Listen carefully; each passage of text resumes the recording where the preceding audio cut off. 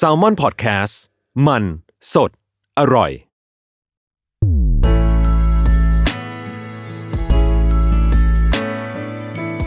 Worldwide Podcast โลกทั้งใบให้วายอย่างเดียวยินดีต้อนรับเข้าสู่รายการ Worldwide ค่ะโลกทั้งใบให้วายอย่างเดียวจ้าเราจะเห็นแล้วแหละว่าชุดของเราวันนี้ต้อนรับซีรีส์เรื่องอะไรน้องเนยให้เขาเดาปะล่ะไม่ต้องเดา เอาเหรอ เพราะส่วนใหญ่ โอเค เขาก็รู้เพราะว่าตัวของผู้กำกับเองหรืออะไรอย่างเงี้ยเขาก็ชอบแท็กว่าเอ้ยมาดูแก๊งชาวออฟฟิศกันก็คือเป็นชุดที่เราอ่ะไม่เคยใส่เลยดีกว่าใช่มีทั้งป้ายห้อยคอแบบเสื้อเชิ้ตอะไรใดๆนี่คือแบบต้อนรับชาวออฟฟิศโดยเฉพาะกับซีรีส์อย่าเล่นกับอานนท์เบสเฟรนด์เดอะซีรีส์นะจ๊ะซึ่งพวกเขาจะยังไงต่อในเรื่องเนี่ยเรื่องความสัมพันธ์อะไรเนี่ยเรายังไม่รู้เพราะว่าเอางี้ก่อน บอกก่อนเลยว่าสารภาพว่าตอนนี้ที่เราอัดซีรีส์ยังไม่ออนเพราะงั้นอ่ะรู้แค่ทีเซอร์แค่นั้นเลยแต่เดี๋ยววันนี้มาถามเขาละกันใช่คุยแค่เกาหน่อยถึงเบื้องหลังแล้วก็ตัวตนของเขาเนาะและบอกได้เลยว่าการบ้านที่เราทำมาแน่นระดับ7 หน้าอัพเพราะว่าเธอดูกี่วิดีโอก่อนอย่างแรกโอเคจะทำให้ดีและเต็มที่ที่สุดนะครับเราขอยินดีต้อนรับเนสศิลภพและเจมส์สุภมงคลสวัสดีครับสวัสดีครับเจิดมาขอบคุณครับก่อนเลยไม่จะถามว่าอันนี้คือผู้พี่ไม่เคยแต่งมาผมคิดว่าแบบผู้พี่แต่งอยู่แล้วคิดว่าแต่งอยู่แล้วนะเนี่ยไม่เคยออฟฟิศที่นี่คือไพรเวทสุดๆจริงใช่โอเคคำถามแรกเลยคือเราขออุ่นเครื่องก่อนคิดว่าออฟฟิศที่เราทำอ่ะมันอยู่ย่านไหนกันอ่ะสีลมครับจริงหรอสีลมหรอใช่ครับก็ย่านแบบย่านออฟฟิศเลยใช่ครับฉันว่าเดินซอยละลายซับ1ซอยละลายซับจริงโอเคต่อไปคือช่วงครึ่งแรกของเราแบ่งเป็น3หมวดครับก็คือหมวดเตรียมตัวหมวดความเข้าใจตัวละครและหมวดฉากต่างๆอย่างแรกเลยคือการเตรียมตัวพี่รู้สึกว่า mood and tone ของอย่าเล่นกับอนนท์มันต่างจากเรื่องที่แล้วของเราที่เล่นคือเซียนสับล้างใช่ครับมันปรับจูนกันยากไหมกับโหมดนั้นมาสู่โหมดนี้ด้วยตัวละครของเซนสับรางกับอย่าเล่นกับอานนท์ก็คือตัวเซนสับรางเป็นวัยทีนอะไรเงี้ยครับจะมีความเป็นเด็กมีความแบบความกากันความไร้เดียงสาอะไรเงี้ยแต่พอแบบมาเป็นอย่าเล่นกับอานนท์มันด้วยความที่เราเป็นพนักงานออฟฟิศอะไรเงี้ยครับผมรับบทเป็นเอื้อก็จะไปอายุ27 ปีมันก็จะมีเกี่ยวกับเรื่องวุฒิภาวะที่แตกต่างกันความนิ่งความเป็นผู้ใหญ่แบบทั้งลักษณะทางกายภาพแล้วก็เกี่ยวกับเรื่องการควบคุมอารมณ์ใช่ครับแล้วก็เกี่ยวกับ mindset ที่แตกต่างกันค่อนข้างมากอะไรเงี้ยเจมอายุ24แล้วครับแต่นี่คือ27โตกัน3 ปีประมาณนึงเลยนะใช่ครับอาจจะเป็นตัวเลขที่ไม่ค่อยห่างกันมากแต่แบบด้วยประสบการณ์หรือว่าของตัวละครมันต่างจากผมมากๆจริงๆมันเป็นช่วงเปลี่ยนผ่านเลยเนาะ24ก็คือเหมือนแบบ first jobber แต่ถ้าแบบ27มันจะคือทำงานมาสักก็มีประสบการณ์แล้วแหละเปลี่ยนที่มาประมาณสักที่แอบแวะถามได้ไหม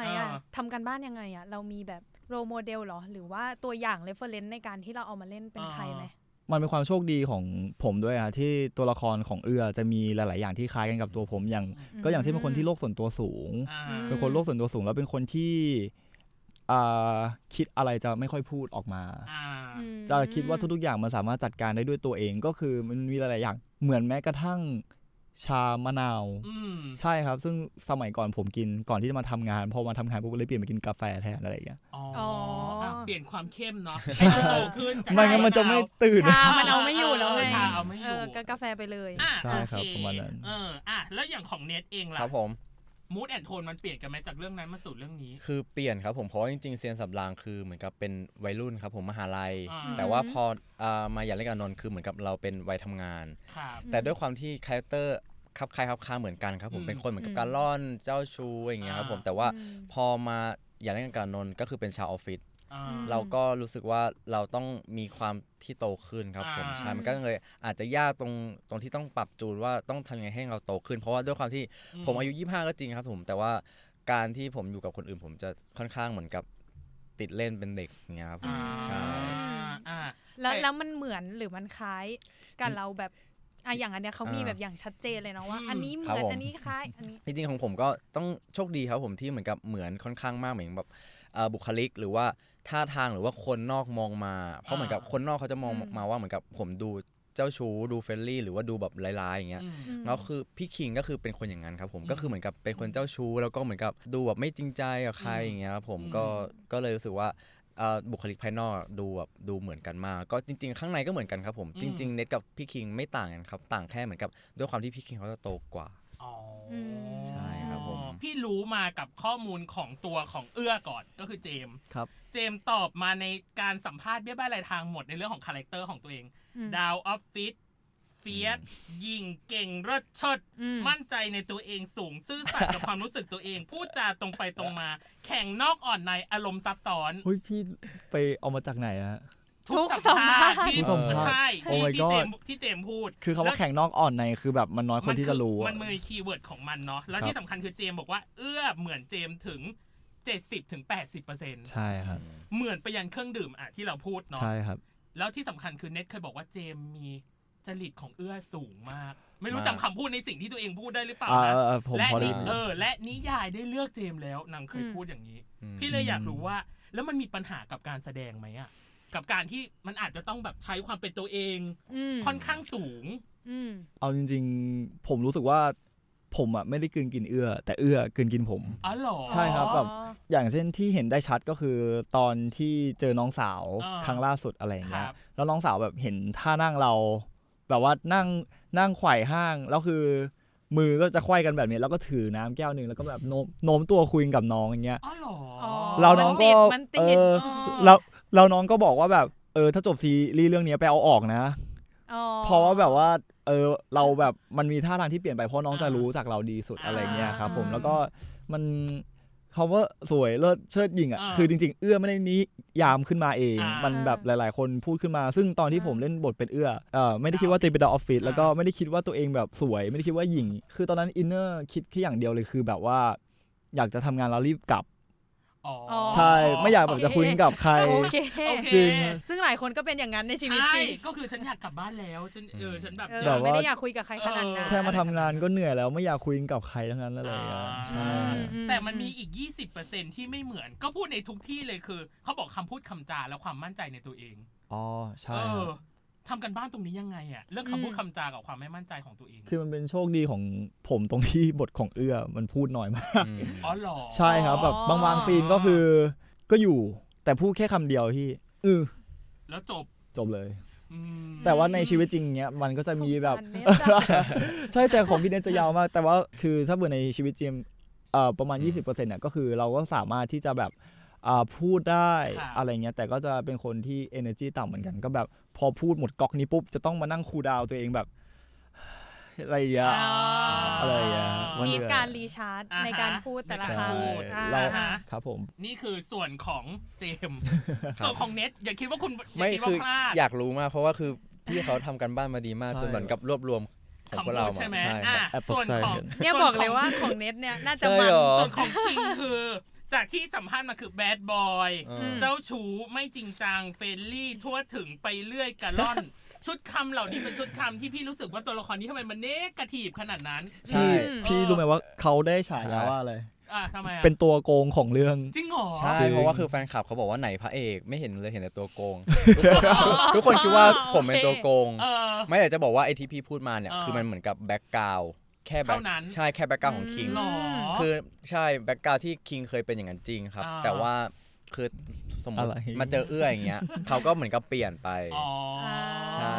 คุณนี่ยังไม่ออน EP แรกแต่ว่าพรุ่งนี้แล้วไงเพราะว่ามันออนอังคารนะไม่แต่ถ้าพี่ได้ดูอ่ะพี่จะรู้เลยว่ามันไม่ใช่อย่างที่นี่คืออันนั้นคือแบ็กกราวด์อันนั้นคือแบ็กกราวด์จริงๆเพราะว่าคือเรื่องมันไม่ได้เล่าแบ็กกราวด์นะครับใช่เราก็จะเหมือนกับต้องพูดก่อนว่าเขาเป็นคนอย่างนี้นะแล้วพอเขาไปดูในซีรีส์จะได้รู้ว่าแบบเหมือนกับเปลี่ยนใจโอเคคือตอนแรกเกือบเชื่อแล้วพูดตรงๆเกือบเชื่อแล้วตอนที่เนทพูดโอเคเดี๋ยวเปลี่ยนแต่พอได้ยินเสียงหัวเราะของเจมก็คือไม่จริงค่ะไม่ไงคือแบบว่าผมอยากให้แบบทุกคนไปดูต้องไปดูกับอีกสิ่งหนึ่งคือเนทเคยบอกในเสียงสับรางว่าเวคาแรคเตอร์กับตันอ่ะมันก็เจ้าชู้ใช่ครับแต่ไออันนี้ก็เจ้าชู้เวมันต่างกันหรอเวความเจ้าชู้ระหว่างตัวของคิงกับตัวของกัปตันจะเป็นคนที่เจ้าชู้แบบเด็กพี่แบบใช่เหมือนกับไปเรื่อยแต่พี่คิงเขาจะเป็นใช่แต่ถ้าพี่คิงเขาจะเป็นคนที่เหมือนกับรู้ว่าเหมือนกับคนนี้คือเราไม่ได้ที่จะแบบสานสัมพันธ์ต่อนะใช่ ก็คือเหมือนเขาเล่นแบบไต่ระดับความเจ้าชู้มาเนาะใช่เหมือนแบบอย่างถูกต้องอ่ะไม่คือผมจะชอบได้ลุคแต่อย่างเงี้ยแบบได้บทบาทแบบเจ้าชู้อย่างเงี้ยจริงๆผมเป็นคนเรียบร้อยมากเลยนะพี่หนูอะไม่มองหน้าต้องมองฝั่งนี้เลยว่านี่รีแอคชั่นใช่ไหมเขาแบบเห็นด้วยไหมเขาหลุดมาแล้วกับคำว่าเรียบร้อยเน็ตเคยบอกว่าคิงเหมือนกับตัวเอง 80%ใช่ค่อนมาทางปลายซึ่งเยอะอยู่เหมือนกันนะ 80% เนี่ยค่อนมาทางปลายเหมือนไปยังไลฟ์สไตล์คือชอบเลี้ยงแมวใช่ครับผมแต่จริงๆพี่คิงไม่ได้เลี้ยง มันคนละความหมายของการเลี้ยงแมวครับผมใช่แต่จริงๆต้องไปดูในซีรีส์อ๋อฉันรู้แล้วว่าการเลี้ยงแมวในความหมายนี่คืออะไรผมแพ้แมวฮะผมแพ้แมวโอเคเดี๋ยววันนี้แหละจะเอาให้หลุดสปอยเลยมาโอเคนี่คือส่วนของความเข้าใจตัวละครแต่ที่จริงแล้วอะมันยังมีส่วนตัวของการเวิร์กช็อปอะไรใดๆที่พี่ยังไม่ได้ถามอย่างแรกเลยคือย้อนกลับมาหน่อยอย่างแรกเลยคือเรื่องเนี้ยมันเวิร์กช็อป3ส่วนเจมเคยพูดในที่นึงบอกว่ามันมีการปรับลุคและบุคลิกภาพใช่ครับ1คือปรับลุคเนาะอย่างที่2คือการสื่อสารและอย่างที่3คือการพูดใช่ครับเขาให้เวิร์กช็อปอะไรเกี่ยวกับการพูดอันเนี้ยพี่เควชั่นตัวโตเลยว่า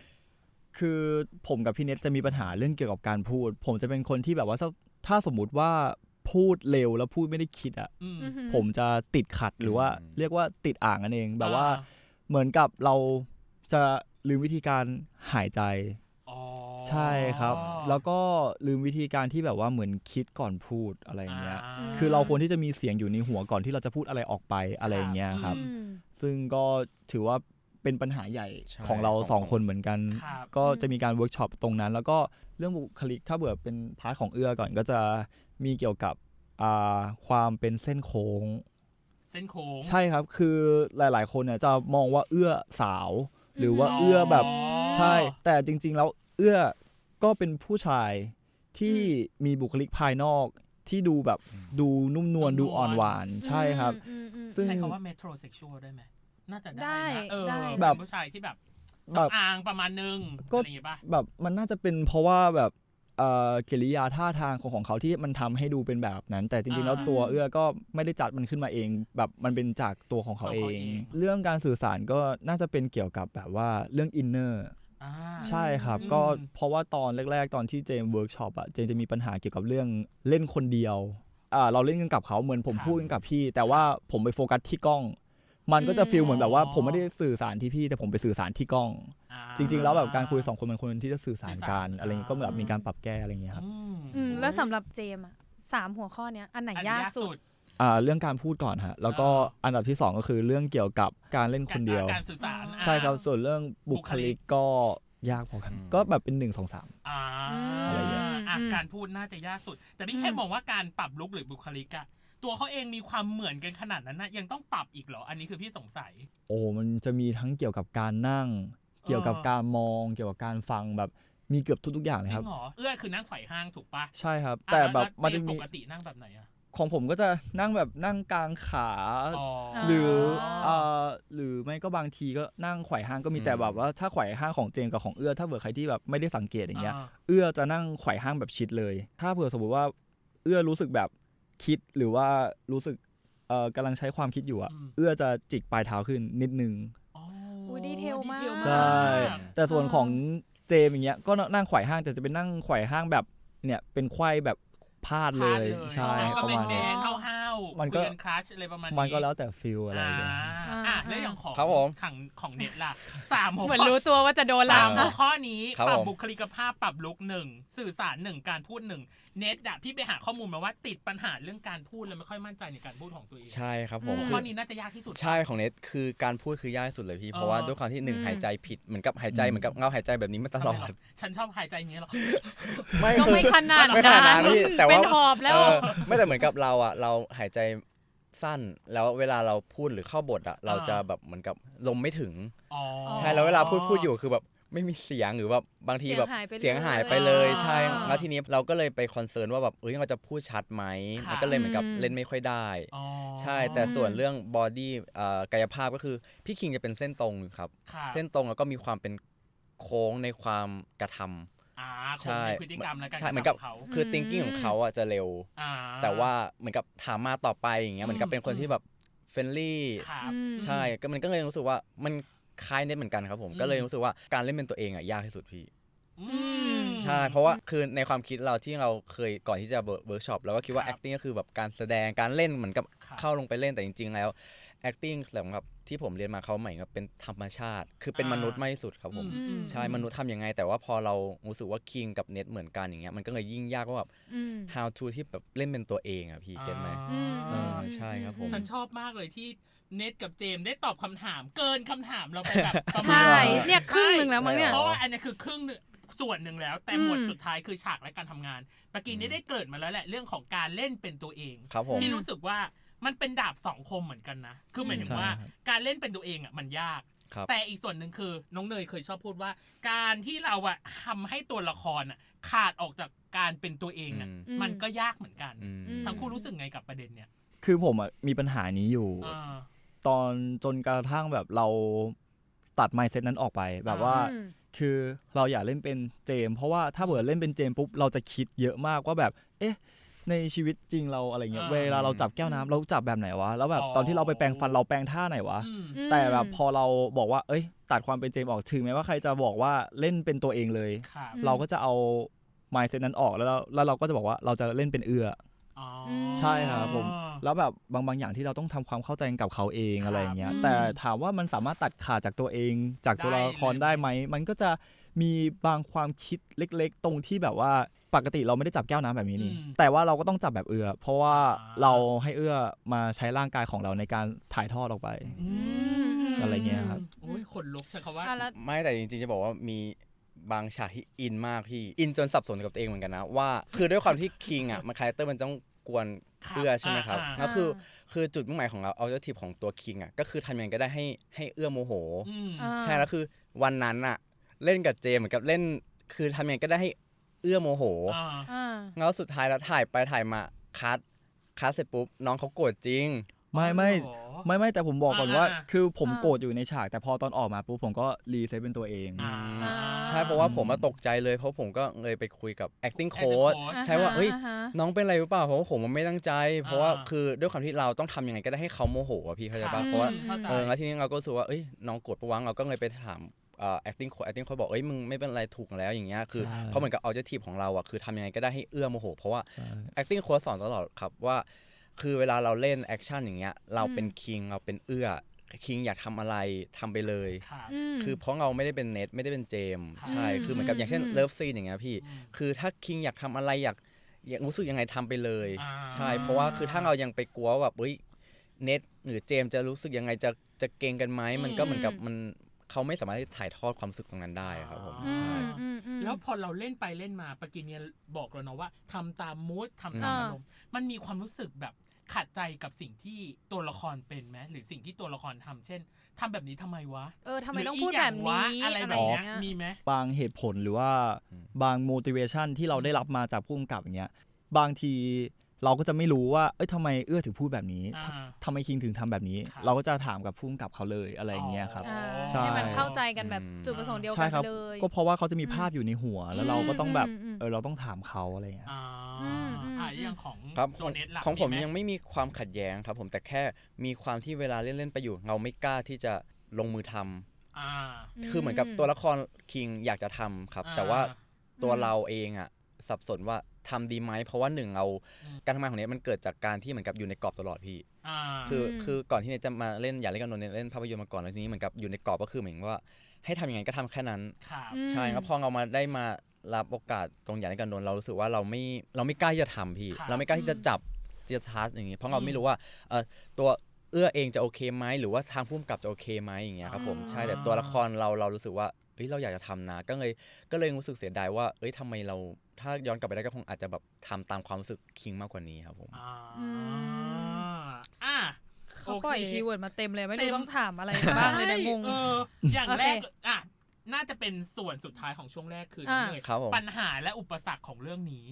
อย่างแรกที่พี่ไปดูในการสัมภาษณ์มาปัญหาที่พี่ได้ยินมาจากของเน็ตเจมเลยคือต้องแสดงเป็นคิงกับก็คือต้องเล่นให้โตใช่ต้องเล่นให้โตให้อยู่ในวัยทำงานให้อยู่ในลุคออฟฟิศพี่ชีวินถึงขั้นบอกว่าตอนเล่นเป็นเด็กไปเวลาทะเลาะกันมันดูงงแงงใช่พี่เลยอยากรู้ว่าแล้วมันมีจุดไหนคิวไหนหรือช่วงไหนที่เรารู้สึกว่าอันเนี้ยใช่สำหรับพี่ชีแล้วอะนี่คือ ฉันโตแล้วฉันดูแบบเป็นลุคออฟฟิศแบบเต็มตัวแล้วอะประมาณคิวไหนคือจำไม่ได้ว่าคิวไหนแต่แบบว่าตั้งแต่คือนี่ยอมรับตามตรงเลยว่าตอนที่ถ่ายคิวแรกอะครับเราจับทางยังไม่ถูกกันเลยใช่แบบเรายังไม่รู้ว่าจริงๆเราอาจจะเวิร์กช็อปมาแล้วแต่พอเราอยู่ในโลเคชันในออฟฟิศอะไรอย่างเงี้ยมันจะมีความที่แบบว่าเราต้องปรับตัวตามสถานที่ที่เราอยู่ใช่ครับมันก็จะมีความที่ว่าเราไม่สามารถที่จะเดินไปโต๊ะใครก็ได้เราไม่สามารถที่จะแบบพูดกับใครแบบพี่กินข้าวยังนู่นนี่นั่นได้มันอาจจะมีความแบบความเป็นส่วนตัวความตั้งใจหรือว่าความมุ่งมั่นอะไรบางอย่างที่ objective ของตัวละครให้มาก็คือต้องทำงานพอทำงานเสร็จต้องไปคุยกันกับบอสต้องวางตัวกับคนในบริษัทมันเลยอาจจะเป็นพอผ่านไปหลายๆคิวอย่างเงี้ยมันก็อาจจะทำให้เราแบบดูเป็นคนในออฟฟิศอย่างนั้นอะไรอย่างเงี้ยใช่ครับก็ต้องด้วยสภาพแวดล้อมด้วยแหละด้วยอาศัยเวลาในการปรับตัวอะไรอย่างของเนทเองล่ะจริงๆเนทรู้สึกว่ามันเป็นเวลาที่ค่อนข้างเหมาะสมกว่าตอนแรกที่เขาจะเปิดกล้องเมื่อปีที่แล้วหรือ2 ปีที่แล้วใช่เพราะว่าพอเราย้อนกลับไปดูตอนโปสเตอร์ที่เขาถ่ายแรกอันแรกคือมันก็เด็กจริงๆเด็กมากพี่เราก็หน้าเด็กเด็กมากเด็กแบบดีอะที่แบบมาทำตอนเนี้ยแล้วฉายตอนนี้พอรู้สึกว่ามันเป็นอะไรที่เหมาะสมแล้วก็การทำให้เราโตขึ้นมันก็ด้วยการเราต้องเวิร์กช็อปนั่นแหละครับผมใช่ต้องเวิร์กช็อปแล้วทีนี้เราก็ไม่รู้ตัวหรอกพี่ว่าเราดูโตตอนไหนใช่ครับแต่เราก็พยายามที่แบบปรับปรุงตามผู้กำกับนี่แหละครับผมขอแวะนิดนึงอยากรู้ว่าพอถ่ายมาเยอะๆแล้วใช้ชีวิตในออฟฟิศมาเยอะแล้วแหละชอบไหมอยากลองเป็นพนักงานออฟฟิศแบบจริงๆไหมโอ้ยก็ผมเคยไปฝึกงานในออฟฟิศครับเป็นไงชอบปะผมรู้สึกแบบว่ามีคนที่ชอบแล้วไม่ชอบแต่ส่วนตัวของเรารู้สึกว่าถ้าเผื่อทำแบบสัปดาห์ละครั้ง2 ครั้งนี้ยังพอไหวผมเป็นคนที่ไม่อยากทำอะไรที่เป็นรูทีนใช่ครับผมจะขี้เบื่อมากเลยแบบว่าเหมือนผมต้องเข้างานไปตอน8 โมงเลิก5 โมงเย็นเป็นแบบนี้เรื่อยๆแล้วมันจะรู้สึกแบบมันจำเจอะไรอย่างเงี้ยก็ถ้าเบื่อเป็นผมก็คงจะไม่เท่าไหร่ก็คือถ้าเป็นเจมต้องทำงานในออฟฟิศจริงๆอ่ะก็คือพูดน้อยเลยเหมือนเพราะว่าก็ทำงานรีบๆกลับบ้านพูดทำบัญชีเอกสารไปเรื่อยๆไปอะไรอย่างของจริงๆของเนทคือจะบอกว่าผูกพันกับออฟฟิศตั้งแต่เด็กพี่เพราะว่าด้วยความที่แม่เนทเปิดบัญชีเป็นบริษัทบัญชีใช่แล้วพ่อผมเป็นกฎหมายเขาก็เลยเหมือนเปิดควบคู่กันแล้วเวลาเราตอนเด็กอ่ะเราก็ไปเหมือนกับไปออฟฟิศไปนอนไปใช้ชีวิตกับเขาเหมือนกับที่ออฟฟิศแล้วเราก็ชอบกับการที่แบบเล่นโต๊ะทำงานแม่ตอนเด็กมันก็เลยรู้สึกว่าผูกพันเหมือนกับคือคุ้นชินอยู่แล้วครับผมใช่แล้วพอมาได้มาโอกาสได้ถ่ายทำออฟฟิศแล้วก็จะเข้าใจมากขึ้นว่าบรรยากาศออฟฟิศเป็นยังไงใช่แต่มันอาจจะแตกต่างกันกับการเซตถ่ายกับของจริงใช่ครับผมแต่เวลาเหมือนกับไปกินข้าวอย่างเงี้ยอ่ะก็จะไปกินด้วยกันแล้วกับพี่ๆออฟฟิศหรือแบบมีกิจกรรมปาร์ตี้กันไปแฮงเอาท์ด้วยกันเหมือนกับเขาเรียกไปเอาติ้งแบบต่างจังหวัดอย่างเงี้ยครับผมก็จะเข้าใจตรงนั้นครับปากินเนี่ยพี่ขอย้อนกลับไปปากินนิดนึงที่บอกว่าตอนช่วงแรกๆอ่ะเรายังเหมือนปรับความเป็นคิงกับความเป็นเอื้อยังไม่ค่อยได้ใช่ครับความเข้าใจตัวละครตอนนั้น 100% ให้ตัวเองกี่เปอร์เซ็นต์อ่ะตอนนั้นผมพูดเลยว่าให้แค่30ทั้งที่เหมือนกับตัวเองเนี่ยนะ30เองหรอมันมีดีเทลเยอะมากใช่ตอนแรกไม่ได้คิดว่าจะเหมือนขนาดนี้พี่ไม่คิดว่าเหมือนแบบงงมากเพราะว่าตอนที่อ่านไปก็ถ้าเขามองว่าเหมือนก็เหมือนแต่พออ่านไปอ่านมาบทบางบทอะเราเหมือนกับเราเคยพูดกันเองเลยด้วยซ้ำใช่พี่การมองการพูดอย่างเงี้ยเคยอย่างเช่นผมมองหน้าเขาแล้วผมหัวเราะผมยิ้มอย่างเงี้ยแล้วในบทอยู่อ่านไปอ่านมามีบทนี้เฉยเลยอย่างเงี้ยใช่ฝั่งนี้30แล้วฝั่งเน็ตละเท่าไหร่ตอนแรกความเข้าใจแรกที่เราเข้าฉากแรกคิวแรกอะไรอย่างเงี้ยถ้าคิวแรกเลยครับผมน่าจะ50ละกันพอแบบก็น่าจะคล้ายๆเราแต่ว่าไม่คิดว่ามันจะแบบเป๊ะทุกการกระทำหรือว่าท่าทางบทสนทนาอย่างเงี้ยครับกับอีกส่วนหนึ่งคืออันเนี้ยเป็นอุปสรรคพิเศษของแต่ละคนอย่างแรกเลยคือคิงก็คือตัวเน็ตเองต้องดูตัวใหญ่ใช่มีซิกแพคอันนี้เราต้องคุมฟิตเนสต้องโภชนาการตัวเองยังไงพี่จะบอกว่าคือนี่คือเล่นฟิตเนสตลอดครับผมแต่ว่าด้วยความที่เราเป็นคนที่กินเท่าไหร่ก็อ้วนยากมากน่าเบื่อแกน่าเบื่อไม่คือโอเคเธอไม่เป็นชาวออฟฟิศแบบเราเธอไม่รู้ไม่พี่จะคือทุกคนจะทักเลยว่าตัวผอมมากใช่เพราะว่าด้วยความที่หน้ามันเล็กแต่ว่าพอเราถอดเสื้อมามันก็ไม่ได้ผอมขนาดหน้าพี่คือมันก็เอาตรงมันก็อ้วนพี่เกรดว่ามันก็มีเนื้อมีหนังใช่แต่ว่ามันอาจจะแบบเพราะว่าหน้าเล็กพี่แต่ถ้าถอดเสื้อมามันก็ทุกคนก็จะเข้าใจแล้ว ใช่อุปสรรคพิเศษของที่เป็นตัวของเจมเห็นบอกว่าต้องเล่นเป็นคนที่กลัวความมืดใช่ครับผมทำกันบ้านยังไงอ่ะเรากลัวไหมก่อนถ้าปิดไฟนอนจะไม่กลัวแต่ถ้าเผื่ออยู่ในสถานการณ์ที่จู่ๆมันก็ดับอ่ะกลัวใช่แบบไฟห้องน้ำดับจู่ๆไฟห้องรับแขกดับอะไรเงี้ยเหมือนเราอัดกันอยู่อย่างงี้แล้วไฟดับก็คือมีนิดนึงก็จะมีแบบก็จะมีแบบมองว่าแบบมันมีตรงไหนที่แบบมันมีแสงบ้างอะไรเงี้ยใช่ครับแต่ว่าตัวละครของอะไรเงี้ยก็คือเขาจะพี่ๆก็พอจะรู้ว่ากลัวความมืดใช่ไหมครับมันก็จะมีแบบว่ามีการรีเสิร์ชคนที่เขากลัวจริงๆเราเป็นรีเสิร์ชจริงๆใช่ไหมใช่ครับผมก็อาจจะมีแบบก็มีถามกับพี่ acting coach บ้างแล้วก็แบบมีถามพี่ผู้กำกับบ้างแล้วก็มีถามพี่คนที่เขียนบทด้วยแล้วเราก็ไปรีเสิร์ชว่าอาการของคนที่กลัวความมืดอะไรเงี้ยส่วนใหญ่มันจะเกิดจากจิตใต้สำนึกเขาที่เขาไปเจออะไรมาความไม่ปลอดภัยความระแวงความแบบคือความกลัวมันเกิดจากความคิดของเราอะไรเงี้ยใช่ประมาณนั้นฮะเข้าใจแหละว่าเขายังเล่าอะไรมากไม่ได้ต้องไปตามดูกันในซีรีส์ใช่แต่ครึ่งหลังบอกเลยได้เลยว่าขอล่อซื้อหน่อยฉากเข้าพระเข้านาง NC ความสัมพันธ์แบบ Friend with Benefit และอื่นๆที่เกี่ยวข้องรวมถึงเราจะมี TMI และ TMI คือ too much information พี่อยากรู้ว่าข้อมูลที่รู้ก็ได้ไม่รู้ก็ได้ที่พี่ไปรวบรวมมาเนี่ยเป็นยังไงแล้วก็มีเกมอีกนิดหน่อยเดี๋ยวมาเจอกันในช่วงครึ่งหลังจ้าครับเจอกันครับ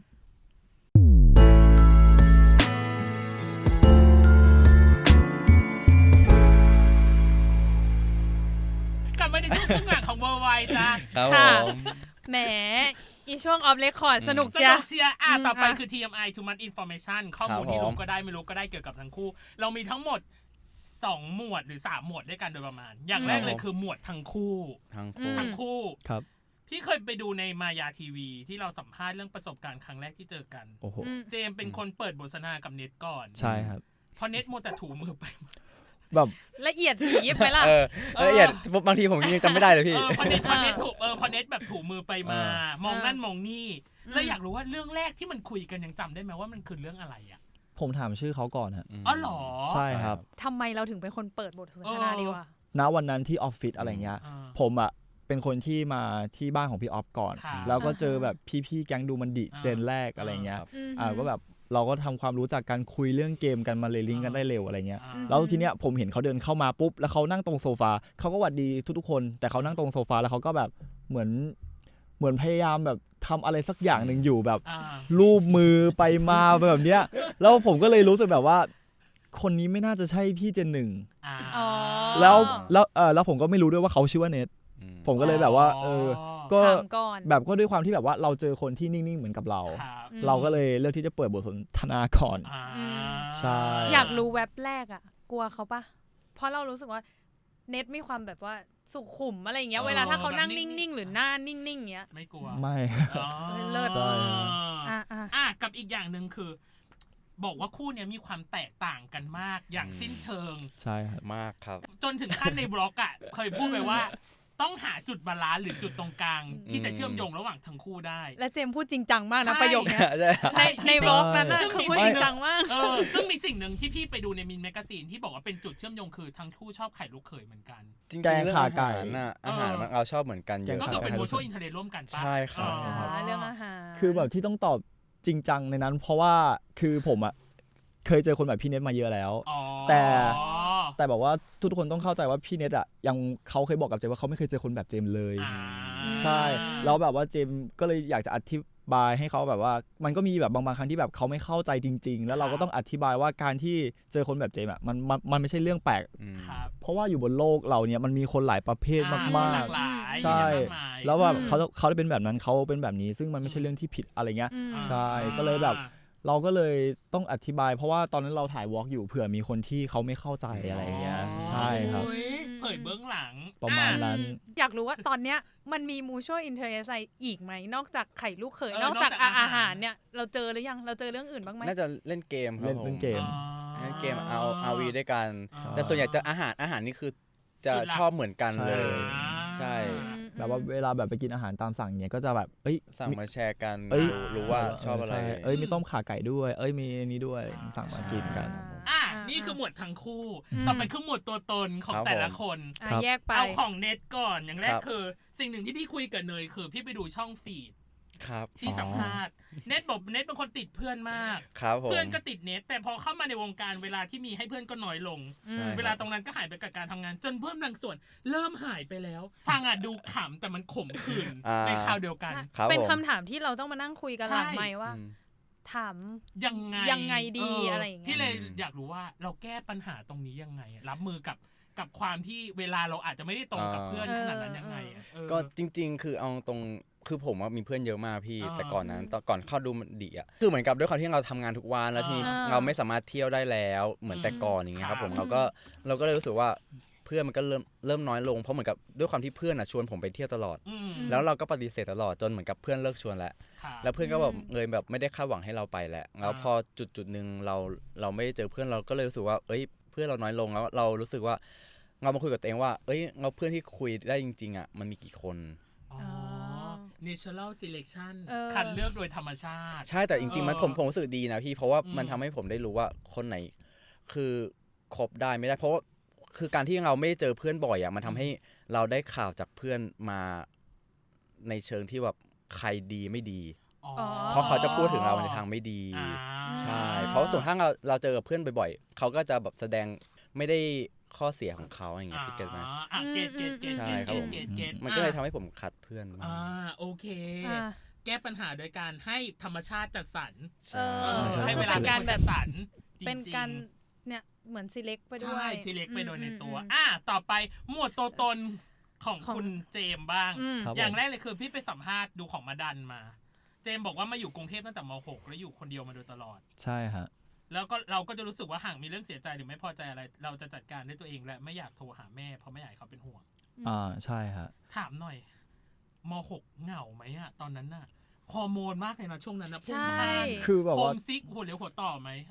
คือนะช่วงนั้นมันเป็นช่วงที่แบบสับสนมากๆเลยครับคือเราเริ่มเข้ามากรุงเทพตอนที่สอบแกดแพทเพราะว่าตอนนั้นแบบว่าก็จะมีพี่แบบคนคอยดูแลเกี่ยวกับเรื่องงานอะไรเงี้ยเขาอยากให้เราแบบไปใช้ชีวิตที่กรุงเทพเพื่อที่จะได้แบบมาทำงานที่กรุงเทพได้อย่างเงี้ยแล้วคือสนามสอบคือผมต้องเลือกสนามสอบที่โรงเรียนของผมที่กาฬสินธุ์แต่ผมเป็นคนเดียวในโรงเรียนที่ย้ายสนามสอบไปสอบที่กรุงเทพใช่ครับแล้วคือตอนนั้นแบบเหมือนผมไปอยู่แค่คนเดียวแล้วแบบไม่มีเพื่อนอยู่กรุงเทพแล้วเราไม่รู้ว่าวิธีการเดินทางวิธีการสั่งอาหารคือเราไม่รู้แม้กระทั่งแบบว่าวิธีเรียกแท็กซี่อ่ะเป็นยังไงเรียกยังไงใช่ครับแล้วแบบคือกว่าจะปรับตัวได้ตอนนั้นก็นานมากๆแต่ไม่เหงาใช่ไหมไม่ได้รู้สึกเหงาคือถ้าตอนนั้นเรารู้สึกโดดเดี่ยวมากกว่าครับมันไม่ได้เหงาถึงขั้นที่จะแบบว่าเราต้องหาใครสักคนอะไรอย่างงี้ไม่ขนาดนั้นโอ้ถ้าโฮมซิกมีครับใช่ครับแล้วแบบมันเหมือนกับแบบว่าเจมตั้งมายด์เสร็จว่าเจมจบม.6 มาอย่างเงี้ยเจมอยากจะทำงานในกรุงเทพอะไรอย่างเงี้ยเราจะไม่ได้เอาเรื่องเรียนเป็นหลักแต่เราจะเอาเรื่องงานเป็นหลักอะไรอย่างเงี้ยใช่ครับเหมือนเขาสวิตช์โฟกัสเนาะคือหมายถึงว่าเหงาแหละแต่ว่ามันยังมีงานรออยู่มันก็เลยทำให้มีจุดหมายมันก็เลยไม่ได้แบบขนาดนั้นแต่โดดเดี่ยวมันก็มีบ้างใช่โอเคนี่ประมาณนี้แล้วกันส่วนของ TMI ในต่อไปคือ 1 minute challenge เป็น speedy quiz ถามเร็วตอบเร็วอันนี้เป็น balance game ให้เลือกระหว่างเช่นปิ้งย่างชาบูทะเลภูเขาแต่มันคงไม่มีหรอกปิ้งย่างชาบูทะเลภูเขาที่นี่มันง่ายไปหรอธรรมดาไปจริงลองดูแล้วกันเริ่มกลัวแล้วนะเราจะมาเริ่มจากเน็ตก่อนแล้วกันเน็ตbalance game เนาะ1 minute challenge ของเน็ตเริ่มต้นณบัดนี้ครับแวมไพร์หรือว่ามนุษย์หมาป่าคะแวมไพร์ครับชอบเป็นตากล้องหรือชอบเป็นแบบให้ตากล้องครับติดอยู่ในห้องที่มีจิ้งจกหรือว่าต้องกินวุ้นเป็ดตลอดชีวิตวุ้นเป็ดตลอดชีวิตครับโอเคพระอาทิตย์ขึ้นหรือพระอาทิตย์ตกคะพระอาทิตย์ตกครับมีแขนที่3หรือว่ามีดวงตาด้านหลังศีรษะมีดวงตาด้านหลังศีรษะครับตัดสินใจเด็ดเดี่ยวหรือว่าห่วงหน้าพวงหลังตัดสินใจเด็ดเดี่ยวครับล่องเรือสำราญหรือว่าแบ็คแพคโรดทริปครับแบ็คแพคโรดทริปครับรักแรกหรือรักสุดท้ายของใครสักคนรักสุดท้ายครับตอบเร็วมากเหมือนไม่คิดเลยตอบเร็วมากต่อไปของเจมก่อนครับผมเจมวันมินิชาเลนจ์ของเจมเริ่มต้นณบัดนี้ครับ Let's go มีชีวิตไร้เพื่อนหรือว่าตัวติดเพื่อนตลอดชีวิตมีชีวิตที่ไร้เพื่อนครับรถไฟเหาะตีลังกาหรือว่าบ้านผีสิงครับรถไฟเหาะตีลังกาแล้วกันครับสูงเกิน2 เมตรหรือว่าน้ำหนักเกิน100 กิโลสูงเกิน2 เมตรครับ อาหารทุกอย่างบนโลกเค็มอย่างเกลือหรือว่าขมเหมือนยาเค็มอย่างเกลือดีกว่าครับโอเคบทฝาแฝดหรือว่าบทร้ายลึกบทร้ายลึกก็ได้ครับติดกลางป่า5วันหรือว่าติดกลางทะเลทราย5วันติดกลางป่า5วันฮะวางแผนล่วงหน้าหรือว่าไปตายเอาดับหน้าไปตายเอาดับหน้าดีกว่าเพลงสุขหรือว่าเพลงเศร้าครับเพลงเศร้าครับโอเคเอาเลยเริ่มขอขยายแค่ข้อ2ข้อพอสนุกนะเนี่ยพี่มันมีจริงเหรอมันมีนิ่งไหมฮะในการถามอย่างเงี้ยมีสิอยากรู้เลยอย่างแรกคือข้อเนี้ยขอของเน็ตก่อนนะข้อเนี้ยเน็ตคิดนานสุดติดอยู่ในห้องที่มีจิ้งจกหรือว่าต้องกินวุ้นเป็ดตลอดชีวิตบอกแล้วว่าพี่ศึกษาข้อมูลมันยากทั้งคู่แหละยากมากผมแบบโอ้ช็อกแล้วทำไมถึงเลือกกินวุ้นเป็ดก็เพราะวุ้นเป็ดมันไม่ขยับไม่ได้พี่จิ้งจกมันแบบโอ้ยตายดีกว่าแต่วุ้นเป็ดยังแบบเรากินให้ก็กินไปก็ได้ไม่กินก็ทิ้งก็อยู่ข้างๆไงก็กินเพื่ออยู่รอดได้แต่ว่าจิ้งจกมันแบบมันมีชีวิตอะกลัวกับอีกข้อนึงน้องเนยเอาไหนเราอยากเอาไหนพี่อยากรู้ว่ามีแขนที่3กับมีดวงตาด้านหลังศีรษะทำไมเลือกมีดวงตาด้านหลังศีรษะมันสามารถใส่หมวกได้มันประหลาดน้อยไม่ถ้าแขนที่3มันจะอยู่ตรงไหนพี่ใช่ในความคิดผมมันกลางหลังมันแบบน่ากลัวไปหน่อยโอเคต่อไปของเจมบ้างอย่างเช่นของเจมเนี่ยพี่อยากรู้ว่าหุยมีชีวิตไร้เพื่อนเลยหรอโหดเหมือนกันจริงมันโหดทั้งคู่แหละคือมันอาจจะเป็นเพราะว่าเราชอบการที่เราอยู่คนเดียวอย่างเงี้ยแล้วคือผมเป็นคนที่เพื่อนน้อยแบบคือเจมรู้สึกว่าการที่เจมมีแค่น้องสาวมีแค่พ่อกับแม่ที่แบบไว้ใจได้อย่างเงี้ยมันก็โอเคแล้วใช่แต่คือแบบว่าเราเป็นคนที่ไว้ใจคนยากมากอะพี่เพราะว่าแบบเราโดนหลายๆอย่างในอดีตที่แบบมันไม่ค่อยดีอย่างเงี้ยคือมันก็ทำให้เราแบบมี mindset ที่แบบว่าถ้าเกิดเราจะไว้ใจใครอ่ะเราอย่าไว้ใจเต็มร้อยให้เขา50-50อะไรเงี้ยกับอีกข้อหนึ่งสูงเกิน2 เมตรหรือหนักเกิน100 กิโลหูคุณใช้ชีวิตยากทั้งคู่ลำบากเลยนะผมเป็นคนที่อ้วนออกหน้าง่ายฮะใช่คือแบบว่าถ้าตัวนี้คือต่อให้กินเยอะมากแค่ไหนตัวก็จะไม่อ้วนแต่หน้ามันจะออกอะไรเงี้ยแล้วผมก็รู้สึกว่าถ้าเผื่อสูงก็น่าจะเป็นทางเลือกที่ดีกว่าโอเคประมาณนี้เอามาต่อไปคือในช่วงครึ่งหลังน้องเนยมั่นใจว่าหมวดเนี้ยหลายคนอยากรู้อยากให้เราทำฉาก NC เข้านางต่างๆอย่างแรกเลยคือทั้งคู่เคยบอกว่าเล่นตามอารมณ์เลยต่อให้เขาวางบล็อกกิ้งเราก็เล่นตามอารมณ์อยากรู้ว่ามันจะไปสุดสักแค่ไหนอ่ะเอาจริงๆฉาก NC อะไรอย่างเงี้ยคือถ้าเผื่อมันไม่มีเหตุผลหรือว่ามันไม่มีความต้องการหรือว่าแบบมันไม่มีพอยต์ว่าเราจะทำเราจะมี NC ไปเพื่ออะไรอย่างเงี้ยมันก็จะกลายเป็นแค่แบบว่าแค่คน2คนมาทำฉาก NC แล้วก็จบไปอะไรเงี้ยแต่ด้วยแบบว่าเรื่องอย่าเล่นกับอานนท์นะครับถ้าเผื่อใครที่ได้ดูมันจะมีเหตุผลเยอะมากๆมีการคิดแล้วคิดอีกแล้วก็จะมีแบบบางการทำที่จะสื่อให้คนดูได้ติ้งขึ้นมาว่าแบบบางทีมันไม่ได้แบบมีแค่เรื่องเซ็กแค่อย่างเดียวมันมีปัจจัยแวดล้อมใช่ครับบางอย่างใช่ครับแล้วบางอย่างคือเหมือนกับ NC ของอย่าเล่นกับอานนท์คือมันจะไต่ระดับครับผมเพราะว่าคือถ้าใครได้ดูอย่าเล่นกับอานนท์ EP แรกเราจะรู้ว่าคือการที่เราเหมือนกับพลาดพังไปอย่างเงี้ยมันจะเป็นแบบนี้นะแต่ถ้า NC ฉากต่อไปเหมือนกับความสัมพันธ์ของคิงเอื้อมันเพิ่มขึ้นการเข้าหาหรือการที่แสดงความรักมันจะต่างกันครับผมใช่ครับแต่ว่าไม่มีส่วนหนึ่งที่เรื่องของ NC อ่ะตัวของเน็ตเป็นคนขี้เขินมากๆพี่อยากรู้ว่ามันมีการปรับจูนทั้งคู่ยังไงอ่ะในการแบบเล่นฉากแนวนี้หรือแบบนี้เพราะอย่างเช่นตัวของเน็ตเองน่าจะเป็นครั้งแรกที่เล่นแบบเลิฟซีนจ๋าๆอะไรอย่างเงี้ยปรับจูนยังไงอ่ะทั้งคู่นี่ก็เขินนี่ก็ขี้เขินปรับตัวกันยังไงปรับจูนคุยอะไรกันยังไงเตรียมตัวกันยังไงครับก็น่าจะเวิร์กช็อปครับผมแล้วเวิร์กช็อปเกี่ยวกับ NC โดยเฉพาะครับผมแล้วก็คือด้วยความที่เราสนิทกันมากขึ้นครับผมก็รู้สึกว่าคุยกันแล้วก็คุยกันว่าโอเคนะหรือแบบด้วยความที่เราสนิทกันมันก็เลยเหมือนกับกล้าที่จะทำแต่บางอย่างมันก็ยังมีที่แบบยังไม่กล้าบ้างแต่ว่าก็คุยกันว่าถ้าเราไม่ทำตอนนี้สุดท้ายเราจะไปทำตอนไหนไม่สุดท้ายก็ต้องทำอยู่ดีสุดท้ายเราก็เหมือนกับเพราะ1คือเรามีโอกาสคือทำครั้งเดียวใช่พี่แล้วรู้สึกว่าแบบมันก็คือศิลปะมันก็คือการแสดงนะอย่างเงี้ยครับผมใช่อยากรู้ว่าครั้งแรกที่แบบตอนเวิร์กช็อปก็ได้ที่ต้องเล่นละรู้สึกไงกันอะในใจลึกๆคิดถึงอีกฝ่ายไหมหรือว่าเอาว่าอะไรอย่างเงี้ย คือมันเหมือนกับแบบว่าการที่เราแบบเป็นนักแสดงอะไรเงี้ยครับคือตอนแรกอะคือเราจะติดการที่แบบเราเอาตัวเองเข้าไปเล่นอะไรเงี้ยแต่ว่าแบบพี่ก้าเขาสอนเจมว่าแบบการที่เราให้ตัวละครในนิยายมาเล่น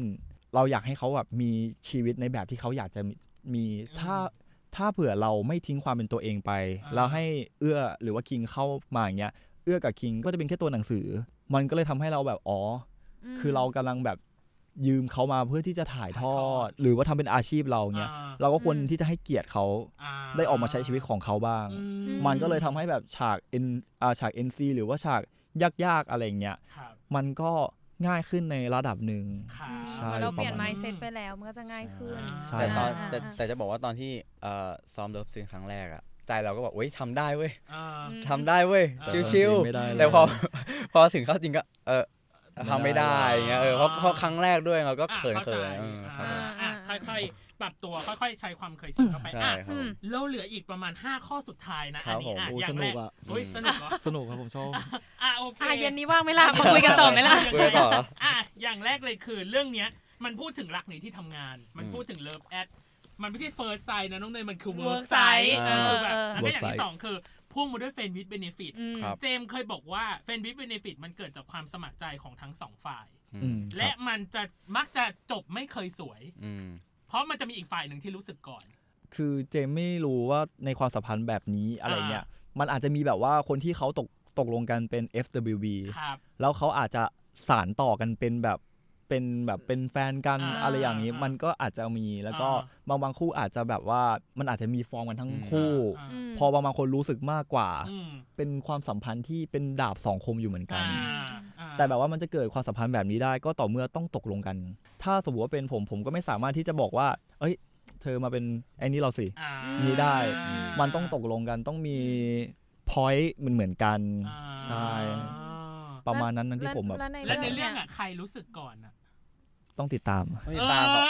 ต้องติดตามครับผมเพราะว่าพวกเราก็โอเคแควกอะไรออกมาไม่ได้เลยสิแล้วคิดว่าคิงกับเอื้อจะจบลงไม่สวยอย่างที่เจมบอกป่ะก็ต้องรอดูต้องรอดูทุกวันเสาร์นะครับวันเสาร์แกจะไม่ได้อะไรมาเลยขอโทษนะงั้นข้อต่อไปคือพี่อยากให้สปอยเป็นคำสำคัญอันนี้ต้องหลุดมาบ้างเป็นคีย์เวิร์ด1คีย์เวิร์ดที่ห้าม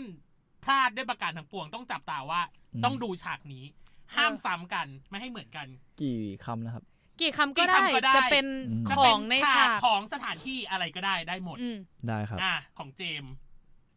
อานนท์แปลว่าไฟครับโอเคกี่คำนะครับกี่คำก็ได้เป็นคำนิยามครับหูแมวของพี่คิงคุณพี่ชีวินนี่คือแบบไม่ได้สปอยมันมีอยู่แล้วในนี่ไงในไลน์อัพดูมันดีเขาอาจจะแบบเอามาให้ไปขายต่อนะอะไรเงี้ยผมมันเป็นประโยคพี่ว่าใส่อันนี้ให้หน่อยสิโอเคดีไม่ได้เลยขอโทษเถอะมาต่อไปคือให้ประเมินหน่อยว่าเต็ม10ให้เรื่องนี้เท่าไหร่ในการแสดงการทำงานของตัวเองผมให้แค่6ฮะอีก4หายไปไหนไม่ถาม6หรอกแรงไหมเพราะว่าแบบผมรู้สึกว่าเราสามารถที่จะพัฒนาสกิลด้านต่างๆได้มากกว่านี้อะไรเงี้ยอันนี้ถือว่าแบบเป็นสนามแรกเลยครับแล้วอย่างของเน็ตล่ะเต็ม10ให้เท่าไหร่ครับ7แล้วกันครับ7ไม่ถาม7หรอก3หายไปไหนเลย3คือประเด็นหลักๆคือการพูดของผมเลยเพราะผมรู้สึกว่าคือเรื่อง acting ในความคิดผมรู้สึกว่าเราเรียนรู้ตลอดเวลาแล้วเรารู้สึกว่าเราเข้าใจแต่บางอย่างเราอาจจะยังทำไม่ได้คือเราเข้าใจวิธีการที่คุณครูสอนมาแต่ว่าเรื่องการพูดอย่างเงี้ยคือมันต้องอยู่ที่ตัวเราคือต้องฝึกทุกวันฝึกประจำวันก็เลยรู้สึกว่า3อันนี้ก็คือ1ก็คือเรื่อง acting แล้วก็เรื่องการพูดใช่ครับผมแต่โอเค2ข้อสุดท้ายเจมย้ำเสมอว่าไม่ได้มองเน็ตเป็นคู่จิ้นแต่มองเป็นพี่คนหนึ่งและพาร์ทเนอร์ชีวิตที่อยากให้เติบโตไปด้วยกันพี่เลยอยากถามว่าอะไรคือสิ่งที่ตัวของเน็ตหรือตัวของเจมภูมิใจที่สุดในการที่ได้มาเป็นพาร์ทเนอร์กันหรือที่ได้มาร่วมงานกันนะครับคือมันอาจจะเป็นเพราะว่าเรามีพอยต์หรือว่าเป้าหมายอันเดียวกันใช่ครับคือคำว่าคู่จิ้นในแต่ละคนเป็นแบบไหนอะไรเงี้ยแต่ในพาร์ทความรู้สึกของเราที่เราต้องเจอเขาบ่อยๆเจอทุกวันแบบเจอเหตุการณ์ที่ดีบ้างเจอเหตุการณ์ที่ไม่ดีบ้างอ่ะ เรารู้สึกว่าเรามาทำงานตรงนี้เราได้เพื่อนคนหนึ่งที่เขารู้ใจเราที่เขารู้ว่าเราไม่ชอบอะไรเรารู้สึกยังไงแล้วแบบเรารู้สึกว่าความสัมพันธ์แบบนี้มันก็เหมือนแบบคนที่แบบผมไว้ใจได้หรือว่าเหมือนกับน้องสาวผมหรือว่าเหมือนเพื่อนสนิทผมที่มันก็ถือว่าเป็นคนสำคัญที่สุดในชีวิตเหมือนแบบใช่เหมือนกันแล้วเราก็ไม่รู้ว่าถ้าเผื่อสมมุติว่าเราไปทำงานเราจะเจอเพื่อนร่วมงานที่เรารู้สึกแบบนี้ได้ไหมใช่แบบในพาร์ทของการทำงานแต่ถ้าเผื่อในพาร์ทของที่ไม่ใช่การทำงานพี่เนทก็เป็นได้ทั้งเพื่อนเป็นได้ทั้งพี่เป็นได้ทั้งคนที่แบบว่าเขารู้ว่าเราต้องการอะไรหรือว่าเราไม่ชอบอะไรอย่างเงี้ยประมาณนี้ครับไปด้วยกันครับผมของเนทล่ะเนทรู้สึกภูมิใจอะไรที่สุดในการที่ได้มาร่วมงานกับเจมส์ครับทำให้ชีวิตเนทมีสีสันดีครับเพราะอย่างที่บอกว่าเราอาจยังไม่เคยเจอแบบคนแบบน้องแล้วก็รู้สึกว่าเราก็เปิดรับสิ่งใหม่ๆของกันและกันครับผมแล้วก็เรียนรู้ซึ่งกันและกันว่าน้องไม่ชอบอะไรหรือน้องชอบอะไรอย่างเงี้ยครับผมแล้วก็เราก็รู้สึกว่ามันเหมือนกับการได้มีพาร์ทเนอร์คนหนึ่งที่เหมือนกับเดินไปด้วยกันแล้วก็สอนการดุการว่าการเหมือนกับสั่งสอนกันอย่างเงี้ยครับผมใช่เพราะว่าถ้าเราเดินคนเดียวก็จะเหงาโอเคสุดท้ายให้ฝากซีรีส์อย่าเล่นกับอานนท์หน่อยดูได้ทางไหนแต่อยากให้ฝากเป็นแบบโรลเพลย์ฝากเป็นคิงกับเอื้อให้หน่อยสิแต่ฝากให้เล่นเป็นคิงกับเอื้อแต่ให้ฝากซีรีส์ในแบบฉบับคิงกับเอื้อเอาล่ะเขาจริงจังกันสุดๆเลยข้อสุดท้ายแล้วจะปล่อยไปแล้วกลัวมันไม่แตกต่างดิพี่ลองเลยโอเค5 4 3 2เริ่มครับครับผมก็ฝากนะครับผมอย่าเล่นกับอานนท์นะครับผมทางช่องวันนะครับผม31ครับเวลา 4:40 ครับครับแล้วก็ขอฝากอีกช่องทางนึงคือมันดี Channel นะครับก็ 5:45 แล้วก็แบบอันคัทที่ iQIYI 5:45 เหมือนกันครับครับผมก็ฝากด้วยนะครับผมฝากพวกเรา2คนแล้วก็ชาวออฟฟิศด้วยนะครับผมแล้วก็ขอฝากเพลง OST ด้วยครับของเน็ตกับเจมที่เรารู้จักกันครับผมก็ไม่ชอบเป็นเพื่อนเธอครับแล้วก็เพลงเพื่อนพักใจของพี่ทอมมี่ใช่ครับผมขอบคุณครับจะหยุดหายใจแล้วเมื่อกี้เอาจริงๆยากปะในการเล่นเป็นคือเราสังเกตแล้วคือคิงกับเนทอะต่างกันตรงที่ว่าคิงจะมีความมีมาดความเก๊กความแต่ความเน็ตก็คือจะเป็นแบบเก๊กเหมือนกันไม่เก๊กเวลาเขาเบะปากเขายกมือเลยนะไม่เวลาที่เขาแบบเปิดโทรศัพท์ดูเขาจะแบบแหมอยากให้ของคุณก็เหมือนกันพี่ไปดูในสตอรี่เขาได้เวลาเขาถ่ายรูปเขาจะแบบต้องโชว์สันกรามเจมกับเอื้ออะไรยากปะมันจะยากตรงที่ความนิ่งแล้วก็ความที่แบบดูเหมือนไม่สบอารมณ์ตลอดเวลาอะไรเงี้ยคือแบบว่าคือมันอาจจะไม่สบอารมณ์กับคิงได้แต่แบบของเอื้อก็คือแบบถ้าอยู่กันกับใครมันก็จะนิ่งๆแบบไม่ได้กลัวไม่ได้แบบรู้สึกอะไรอย่างเงี้ยไม่แต่เอื้อกับเจนจะเหมือนกันก็ตรงที่ว่าชอบมองเหวี่ยงใส่คิงเนี่ยชอบอย่างเงี้ยชอบเหวี่ยงใส่คิงกับพี่เนทไงโอเคเรียบร้อยเขาจะตีกันแล้วเราต้องไปแล้วตอนนี้ไปแล้วโอเคใครที่ขอมาใน Twitter ว่าอยากให้สัมภาษณ์คู่นี้รายงานตัวด้วยนะจ๊ะจัดให้แล้วนะกับเนทเจมนะจ๊ะเต็มอิ่มในทุกมุมสนุกแบบ360องศาไปเลยยังไงขอให้ซีรีส์อย่าเล่นกับอานนท์ประสบความสำเร็จนะครับแล้วก็ติดเทรนด์ Twitter ในทุกตอนด้วยขอบคุณมากครับและหวังว่าเขาสนุกกันมากหวังว่าจะได้เปิดสตูดิโอต้อนรับทั้งคู่ได้ครับยินดีเลยพี่สนุกมากขอคำถามดิบหลังจากจบซีรีส์เรามาเจอกันได้เลยครับผมต้อนรับให้ทั้งคู่ได้มาพูดคุยอีกครั้งยังไงขอบคุณเนทเจมากนะขอบคุณมากขอบคุณนะคะขอบคุณนะคะเช่นกันที่ติดตามมาจนถึงนาทีนี้ยังไงอย่าลืมติดตามในการเบอร์ไวโลกทั้งใบให้วายอย่างเดียวค่ะในทุกวันอังคารทุกช่องทางของ Salmon Podcast สำหรับวันนี้พีดีพี่ตั้มและโคโฮสน้องเนยค่ะแลบมากครับผมคิงกับเอื้อนะครับเนทกับเจมต้องขอลาไปก่อนนะครับผมสวัสดีครับสวัสดีครับสวัสดีครับโอ้โหเข้าขากันมาก